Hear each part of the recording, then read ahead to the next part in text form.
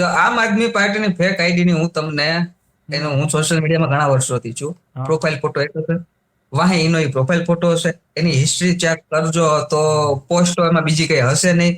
વધારેમાં વધારે માનો તો ગોપાલના કઈ વિડીયો શેર કરતા હશે, ખાલી જય ગોપાલ લખીને વહી જવાનું અને એવા પ્રશ્ન પૂછવાના કે હું ભારતીય જનતા પાર્ટીનો કાર્યકર છું પણ મને આ ખોટું લાગે, આવું બોલવાનું.